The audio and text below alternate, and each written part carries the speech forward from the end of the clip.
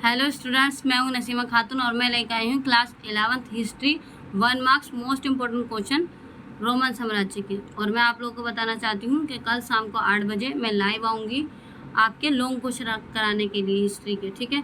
यानी कि 3 मार्क्स के और 8 मार्क्स के लॉन्ग क्वेश्चन जो आपके पेपर में आएंगे, जो इम्पोर्टेंट क्वेश्चन है वो कल शाम को 8 बजे मैं कराऊंगी। तो आप लोग शाम को 8 बजे मेरे से लाइव जुड़ जाना, ठीक है। और हम अब अपने आज की वीडियो को स्टार्ट करते हैं, जिसमें कि हमारा पहला क्वेश्चन है, रोमन साम्राज्य कितने महाद्वीपों में फैला हुआ था।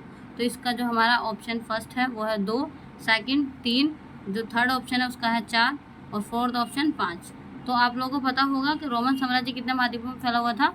रोमन साम्राज्य 3 महाद्वीपों में फैला हुआ था। इनका ऑप्शन नंबर हमारा जो करेक्ट हो जाएगा वो हो जाएगा सेकंड, कि रोमन साम्राज्य 3 महाद्वीपों में फैला हुआ था।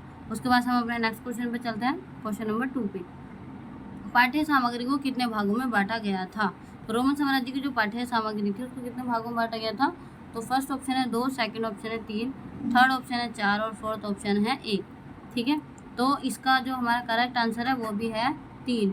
पाठ्य सामग्री को कितने भागों में बांटा गया था, 3 भागों में बांटा गया था, यानी कि ऑप्शन सेकंड 3 भागों में पाठ्य सामग्री को बांटा गया था।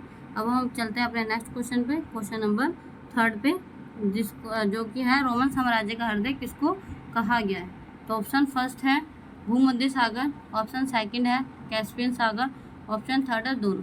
तो हृदय का मतलब होता है बच्चों दिल, ठीक है।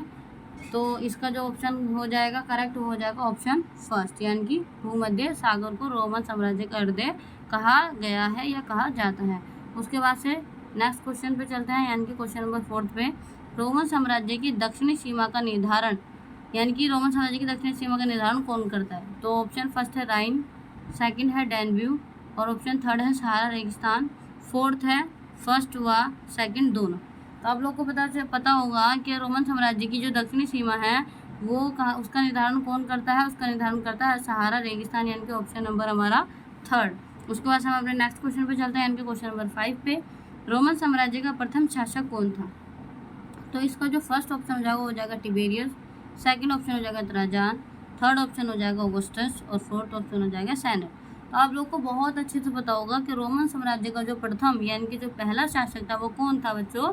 तो पहला शासक था ऑगस्टस, यानी कि ऑप्शन नंबर हमारा थर्ड, कि रोमन साम्राज्य का प्रथम शासक ऑगस्टस था। उसके बाद से नेक्स्ट क्वेश्चन पे चलते हैं हम, क्वेश्चन नंबर 6 पे, कि प्रमुख नागरिक को लातिनी भाषा में क्या कहते थे। यानी कि जो रोमन साम्राज्य का प्रमुख नागरिक होता था उसको लातिनी भाषा में क्या कहते थे। तो ऑप्शन फर्स्ट है बच्चों, इसको अच्छे से देखना, इसमें क्या है कि लिखने में दिया गया है कि किस आप कैसे पहचानोगे क्या कहा जाता है, ठीक है। सारे ऑप्शन जो है वो मिलते जुलते हैं। तो फर्स्ट ऑप्शन है प्रिंसिपेट, सेकंड ऑप्शन है प्रिंसेप्स, थर्ड ऑप्शन है प्रिंसेप्स और फोर्थ ऑप्शन है हमारा प्रिंसिपेट, ठीक है। तो प्रमुख नागरिक को लातिनी भाषा में क्या कहते थे। तो इसका जो हमारा करेक्ट आंसर है वो बच्चों प्रिंसेप्स, यानी कि प्रमुख नागरिक को क्या कहते थे, प्रिंसेप्स। सेकंड ऑप्शन हमारा करेक्ट हो जाएगा एकदम। और प्रिंसिपेट आप लोग को बता दूं, प्रिंसिपेट कहते थे वहाँ के राजा को, वहाँ के शासक को प्रिंसिपेट कहते थे, ठीक है। उसके बाद से हम अपने नेक्स्ट क्वेश्चन 7 नंबर पे चलते हैं। ऑगस्टस का शासनकाल लिखो, जो वहाँ का प्रथम शासक था उसका शासनकाल बताना है, यानी कि उसने कब से लेकर कब तक रोमन साम्राज्य पर शासन किया था। तो फर्स्ट ऑप्शन है 27 से 14 ईसा पूर्व, सेकंड ऑप्शन है 29 से 14 ईसा पूर्व, थर्ड ऑप्शन है 14 से 2 ईसा पूर्व और फोर्थ ऑप्शन है अन्य। तो आप लोग को पता होगा कि ऑगस्टस रोमन साम्राज्य का शासक कब बना था, 27 ईसा पूर्व में बना था। तो उसका जो शासनकाल होगा वो 27 ईसा पूर्व से ही होगा। तो यानी कि इसका करेक्ट आंसर हो जाएगा ऑप्शन फर्स्ट, यानी कि 27 ईसा पूर्व से लेकर 14 ईसा पूर्व तक ऑगस्टस का शासनकाल रहा हो, ठीक है। उसके बाद हम अपने नेक्स्ट क्वेश्चन पे चलते हैं, ट्राजान का शासनकाल लिखो, ठीक है। ये भी क्या था, रोमन साम्राज्य का एक प्रमुख शासक था ट्राजान। इसका शासनकाल आप लोग को बताना है। तो फर्स्ट ऑप्शन हमारा 115 से 116 ईस्वी, सेकंड ऑप्शन है 114 से 118 ईस्वी, थर्ड ऑप्शन है 113 से 117 ईस्वी और फोर्थ ऑप्शन है इनमें से कोई नहीं, ठीक है। तो आप लोगों को पता होगा कि जो ट्राजान का शासनकाल था वो था 113 से 117 ईस्वी तक, ठीक है। अब हम अपने चलते हैं नेक्स्ट क्वेश्चन पे, यानी कि क्वेश्चन नंबर 9 पे। तो हमारा जो क्वेश्चन नंबर 9 है वो क्या बच्चों, नगर परिषद को क्या कहते थे, ठीक है। तो फर्स्ट ऑप्शन है मजिस्ट्रेट, सेकंड ऑप्शन है सिटी काउंसिल, फोर्थ ऑप्शन है दोनों और थर्ड ऑप्शन है दोनों और फोर्थ ऑप्शन है कोई नहीं, ठीक है। तो नगर परिषद का मतलब होता है बेटा जहाँ पर आप लोग मतलब कोई भी समस्या होती है या कोई किसी कानून का उल्लंघन करता है तो लोग जहाँ पर जाते हैं तो उसको क्या बोलते थे वहाँ पर सिटी काउंसिल बोलते थे। ठीक है, क्या बोलते थे? सिटी काउंसिल बोलते थे। और मजिस्ट्रेट किसको बोलते थे बच्चों? मजिस्ट्रेट बोलते थे दंड नायक को। किसको बोलते थे? दंड नायक को मजिस्ट्रेट बोलते थे। उसके बाद से नेक्स्ट क्वेश्चन पे चलते हैं, यानी कि क्वेश्चन नंबर 10 पे।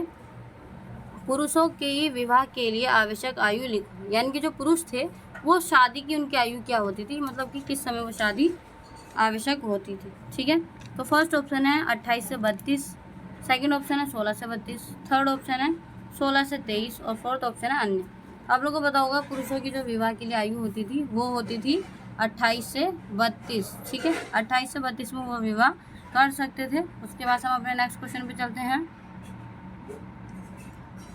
ठीक है, तो नेक्स्ट क्वेश्चन हमारा 11, पहाड़ की चोटियों में बसे गांव को क्या कहते थे।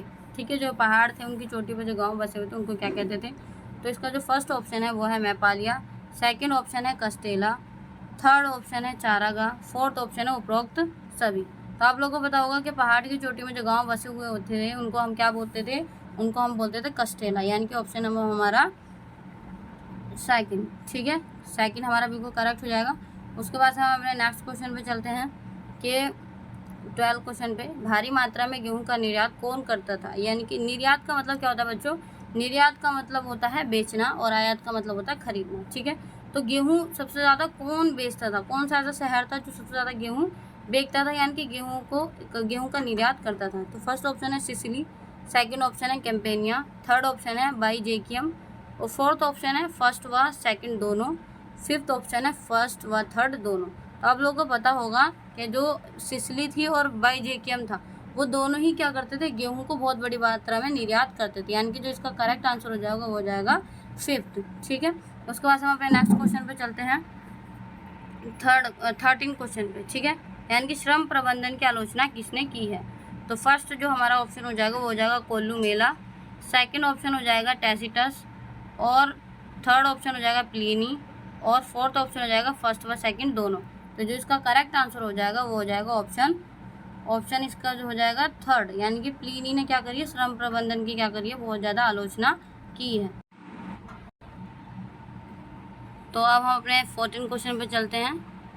फ्रैंकिनसेंस का अर्थ लिखो। फर्स्ट ऑप्शन है सुगंधित राल, सेकंड ऑप्शन है अगरबत्ती, थर्ड ऑप्शन है इत्र और फोर्थ ऑप्शन है सुगंधित राल।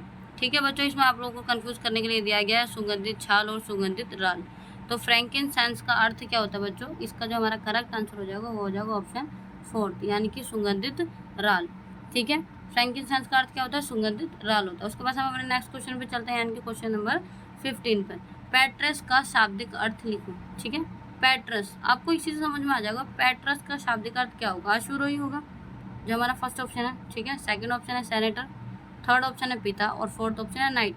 तो आप लोग इसमें साफ साफ समझ में आ रहा होगा कि पैट्रस का जो शाब्दिक अर्थ होगा बच्चों वो हो जाएगा पिता, यानी कि जो हमारा करेक्ट ऑप्शन हो जाएगा वो हो जाएगा ऑप्शन थर्ड, यानी कि पिता। अब हम अपने नेक्स्ट क्वेश्चन यानी कि क्वेश्चन नंबर 16 पे चलते हैं।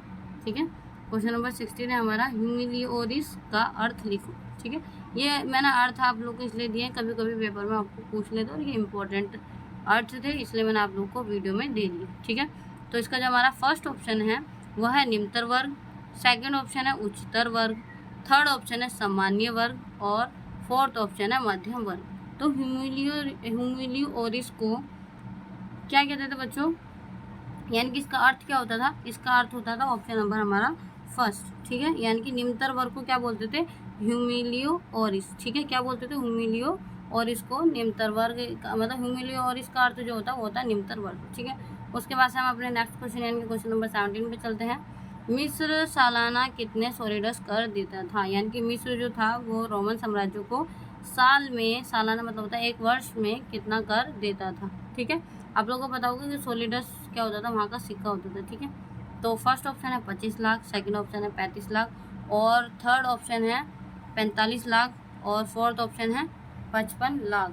ठीक है, तो इसका जो हमारा करेक्ट आंसर हो जाएगा वो हो जाएगा ऑप्शन फर्स्ट, यानी कि 25 लाख जो मिस्र जो था वो सालाना कर देता था किसको? रोमन साम्राज्य को। ठीक है, किस रूप में? सोलिडस के रूप में। उसके बाद से हम अपने नेक्स्ट क्वेश्चन नंबर 18 पे चलते हैं। उस 18 क्वेश्चन जो है वो है रोमोत्तर राज्य कहा जाता था, यानी कि किसको कहा जाता था, ठीक है। तो फर्स्ट ऑप्शन है गोथ, सेकंड ऑप्शन है वेंडेल, थर्ड ऑप्शन है लोम्बार्ड और फोर्थ ऑप्शन है प्रोक्सनी। तो रोमोत्तर यानी कि रोम के जो उत्तर में बसे हुए राज्य थे उनको क्या कहा जाता था, ठीक है, यानी कि वो कौन कौन से थे।